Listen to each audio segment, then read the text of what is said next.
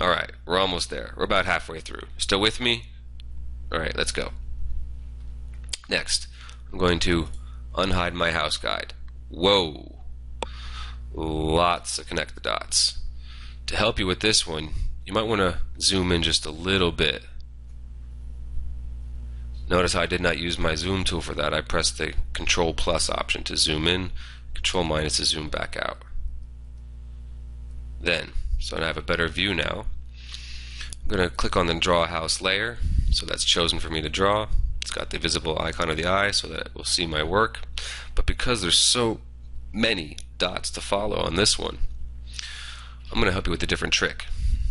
What we're first going to do is we're going to go up to our fill. We're going to select no fill so that our colors won't get in our way. Then, with the pen tool, I'm going to start the same process as before. I'm going to left click once on dot number 1, closest center as I can, dot number 2 to 3, 4, 5. I bet you can keep counting without me counting for you. Notice how the small line has been created to show the path of where my pen tool has been.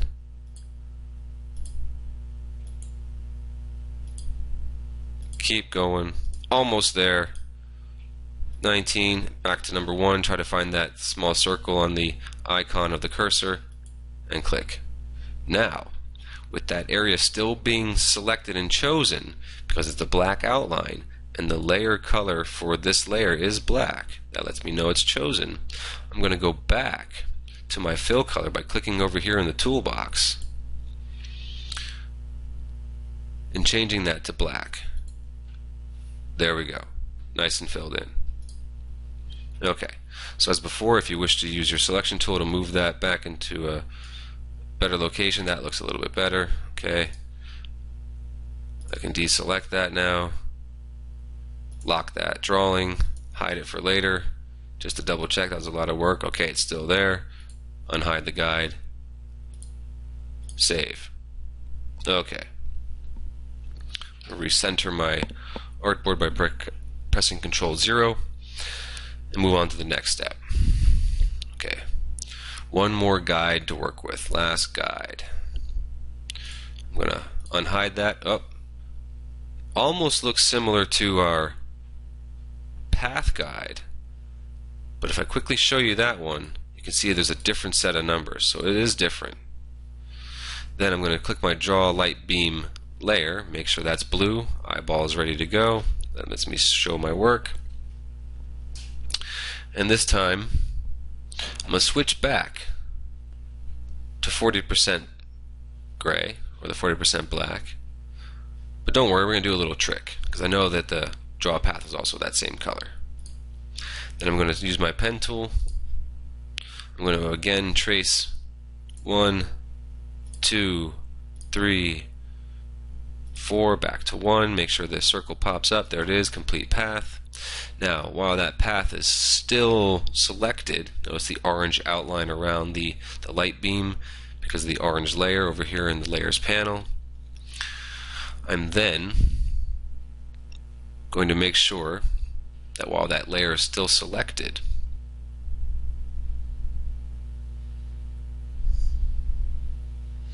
I'm going to open up my transparency window. There we go, while it's still selected. I'm going to change the transparency down about 75%. Notice how it is see-through now. So I'm going to hide that transparency window, and then I'm going to deselect that path, lock my work, hide the guide, hide my work, save my file. Next, and we're almost done. 3 more layers to go. Not too bad, huh? I'm going to click the Draw Smoke layer. Notice how there is no guide for this layer. Now that it's chosen with the eyeball shown, what we're going to do is we're going to go back to our paintbrush. So we're going to select that.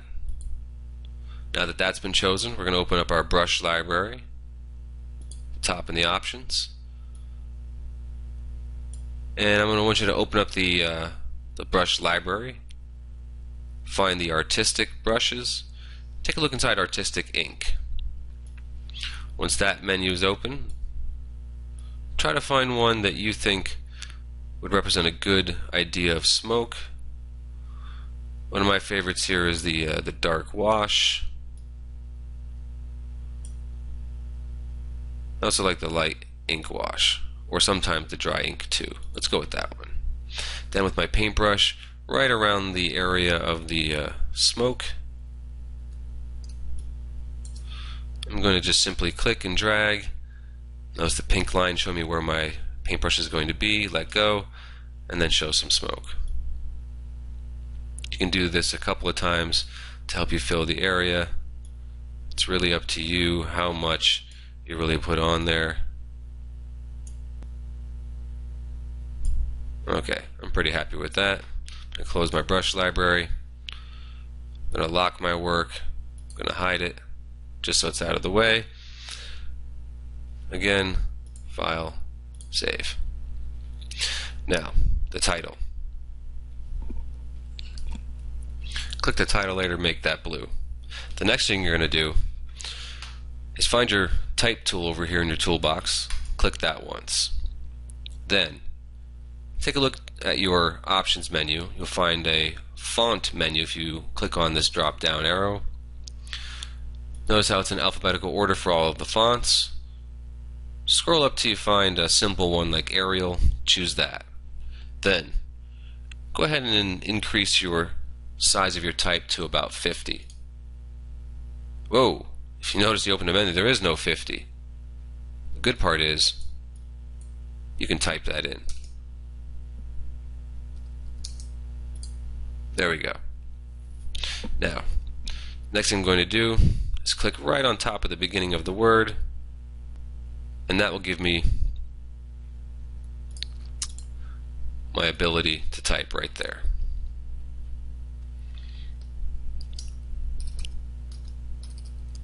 Please make sure you spell correctly. You do have the words to type right over top of. Okay, now, looks like I spelled it right. Looks pretty good and simple. Next thing I'm going to do is make sure that I turn my move tool on and try to adjust that and arrange it so that it's close to the size of the words.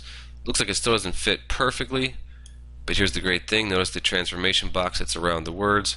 I'm going to grab this anchor point over here and just stretch it out just a little bit bigger. Okay. Notice how it's still 50 point, but I just stretched it out to match over top of the boss's sketch. Okay, so that's done. I'm going to lock that. I'm going to hide that work for just now. And one more thing to do. We're going to add a border around the work. Notice how this has a very sketchy sort of border around it. The lines cross and overlap.